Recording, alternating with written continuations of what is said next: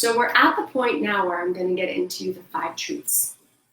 And this is the foundation. This is the starting point as a coach or a practitioner or a facilitator of well-being, promoting mental health. Sitting across from someone in any sort of helping service-oriented capacity, the 5 truths are a foundation that will help you not effort, first of all. They will help you not start a session with someone and wonder what to say or wonder what to do. They will help you give up having to be something and allow you to lean into actually just being yourself and trusting and living these truths on behalf of yourself and on behalf of your client. So it makes it easier. This foundational learning that I'm about to share with you makes it easier. Helps you stop wobbling, helps you stop trying. And it gives you a place to know what to do.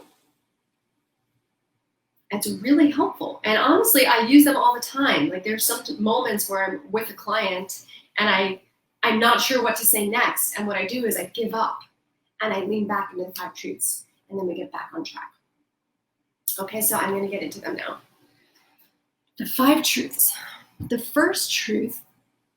Okay, and I also want to share that I'm going to say these I'm going to try saying these in a lot of different words, a lot of different languaging, and my invitation to you is to land it in your own set of beliefs, to land it in your own set of language that is true for you, and to explore this over the next week, how to make these true for you. So the first truth, and I'm going to write it in chat, is that there is a presiding well-being. There is a presiding well-being in this whole experience of life thing that we're doing. There is a universal harmony holding everything together. Or you could say, God has a plan. Or if the God word triggers you, if that is not something you believe in, you could say, there is a love that rules, or there is a rightness to your being here. There is no accident that your lungs are working without you trying, and that they love breathing exactly what this air is made of. That perfect match, that perfect harmony is what is ruling. There is a rightness to you being alive. There is a rightness to the fact that I'm looking at the trees out this window and they bring me joy. There's no accident in that. There's a harmony here that we're all a part of, and it is presiding. There is a benign benevolence that is something we are all participating in. And this is truth number 1. So from a practitioner seat, when you're sitting across from a client and they are telling you about a problem, you hear the problem as their personal experience, but leaning back into this truth that there's actually harmony in everything helps you not get on their team about their problem. Like, oh yeah, housing prices are going up. What are we going to do? You probably will never be able to afford a home. We need a riot. Now you're in the problem energy with them, which doesn't create a bridge for them to walk over. It doesn't create a new possibility for them to believe in. It doesn't create the opportunity for them to believe in something else. Truth number 1, there is a presiding well-being. Your client is not broken. The world is not broken. There is an available harmony to tap into. And you get to hold that. They are not broken, their life is not broken, and there is a harmony available for everything. There is a presiding well-being. So this is truth number 1. From the practitioner seat, also I want to invite you to recognize that your clients will have different language for this as well. Not every client will want to hear the word God or believe in that. Some clients will love that word. Some clients will be really driven by the idea of physics. Every action has an equal and opposite reaction. So as a practitioner, you're never imposing your beliefs or your language on your client. We call them truths because, as we all know, truth can only be pointed to. It's something felt and something known personally to you in your own body.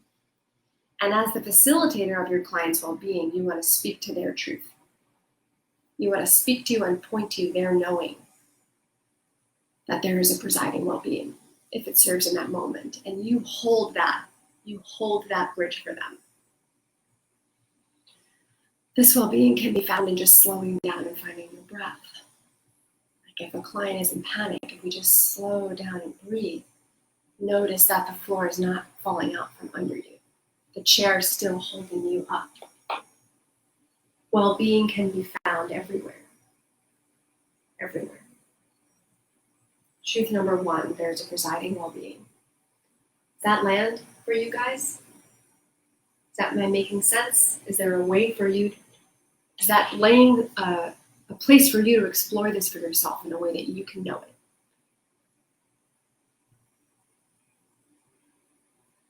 Cool. Truth number one, there is a presiding well-being. Truth number two. Truth number two, we are all connected to this well-being, and we are all connected to each other. Truth number two, we are all connected to this well-being and to each other. We are this well-being. We are made of this well-being. My blood is flowing because this well-being birthed me into this harmony. This well-being is what is flowing through me right now, speaking to you in flow, without a script. This well-being, when you're a practitioner and you don't know what to say next, and you get lost and you start to wobble, this is where this foundation serves you. It's not about you. You don't have to know anything. You can quit trying to know and lean back into your connection to this universal harmony source and let it speak. Totally drop your agenda of where you need your client to go or how you need them to feel or what a successful session looks like. Get out of your way with having to be smart enough to have the right thing to say or have the right tool, and quit and lean back into your connection, your divine connection, your sacred connection, your infinite connection to this well-being, and let it speak on your behalf. Truth number two, we are all connected to this well-being, all of us. There's like a plug, you can plug it into the wall and let this electricity flow through you. You can feel it when you meditate. You can feel it when you connect to your breath flowing without you saying in, out, in, out. And we're all connected to each other because we're all connected to this well-being. Same. And because of this, I'm going to lead you into truth number three, which is that you are infinitely powerful. Because this universal harmony is directly of you, in you, connected to you, and we're all connected to each other, everything is possible. Infinite potential, infinite power to create, to be, to express, to manifest, to feel, to direct, to be sovereign in your experience of life. And I just love this one because now, again, in the practitioner seat at the foundational level, when you're sitting across from your client and you're fully believing that they are infinitely powerful, just think about it if someone was looking at you with those eyes. Like, yeah, and you can. And I know it. And I believe in you with every single ounce of my being. That you can go where you're telling me you're meant to go. I know, rooted into the ground, that you're infinitely powerful. What it's like to be looked at in that way. How powerful it is for you to be the practitioner, not agreeing, not budging an inch on your belief in this person's capacity to transform, or this person's capacity to be, to express, to achieve. It's a really, really, really powerful place. If you just do this one thing as a practitioner, believe with every cell and ounce of your body and energy that the person in front of you is infinitely powerful, you will create miracles. You will create the bridge by holding that stance for them to walk over. So again, foundationally, the place to practice this is for you to find in yourself, what known experience do you have in these first three truths, that there's a presiding harmony, that you're connected to it, and everyone is, and you're connected to everyone. That makes you infinitely powerful. You can gather people for support. You can find like-minded people to create together. You can believe that it's all for you. It's all for you. If you tap into the power, if you just say it to myself, it's all for me. Wow, what a receiving place you are in. To know for yourself. Truth number 3, we are infinitely powerful. You are infinitely powerful. And your client is infinitely powerful.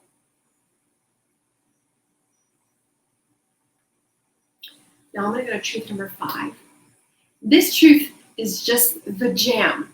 And if I could make a billboard that was like a mental health PSA, I go to this one, which is all feelings are good feelings. Truth number 4, all feelings are good feelings, or your feelings are your friends, or your feelings are just your power surging through you, giving you messages, giving you wisdom to receive.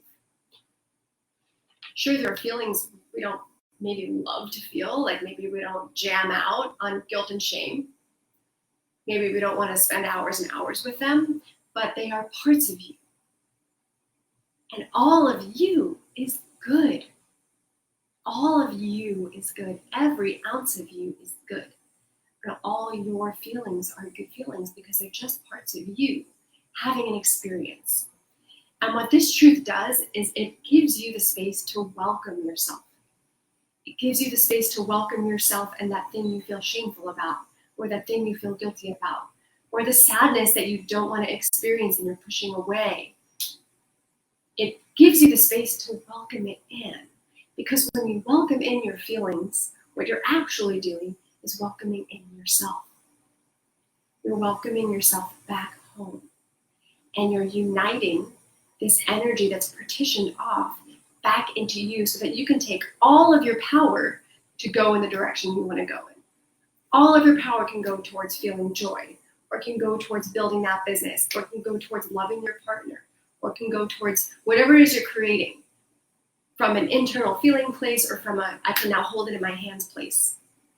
So the more we welcome our feelings, and this is something that we train, there's a lot of training for this at Mindlight, whether you do want to become a practitioner or stick around our Facebook group and listen more or watch our YouTube videos, ways to integrate and be friends with your feelings. There's so much sovereignty there. This is where you could say emotional sovereignty lives. You could say emotional mastery is in understanding that your feelings are just parts of your power and learning how to bring them back in, how to welcome, where are they lodged up, where are they stuck, and how to move them and clear your channel, how to not be afraid of your feelings, how to create space for them. All feelings are good feelings, truth number 4. Now in the practitioner seat, this means when your client is snotty crying, you're applauding. When your client wants to yell and rant about how much they hate that this thing happened, you say, give it to me. Yeah, can you yell louder? Can you shake harder? Bring it. Because that we're letting it through. We're uniting that part of self. You could say this is called parts work. We're letting that part of self express and come back in. And then there's release.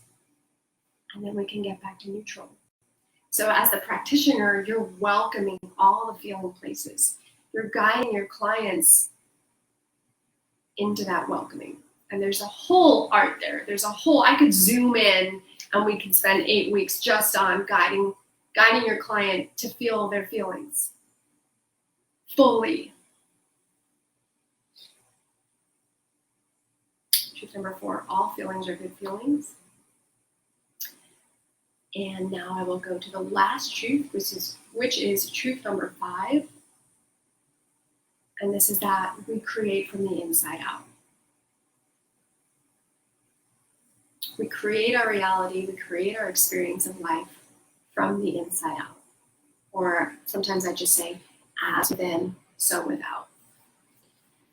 What this means is that inside each beautiful brain, beautiful heart, beautiful soul, is years and years and years of stories and experiences and learned truths that we're holding and we're shining out onto the world around us.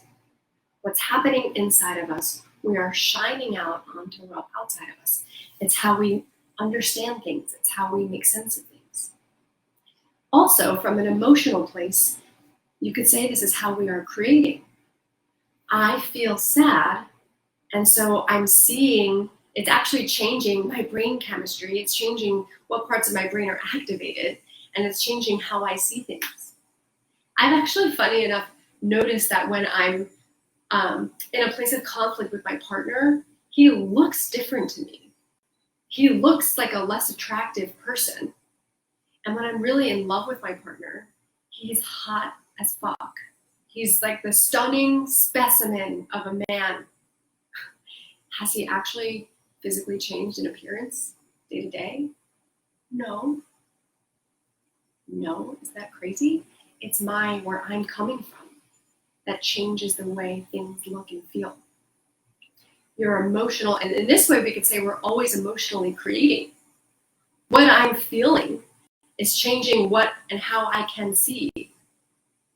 And really, like when you're in the reaction state, when you're in a sort of survival emotion like fear or anger, your brain is actually shutting down your capacity for empathy and kindness and compassion because it's wired for survival. It's your animal biology. It's not your fault. It's like the bodies that we were dropped into are just either trying to live or am I going to die? Am I going to live or am I going to die?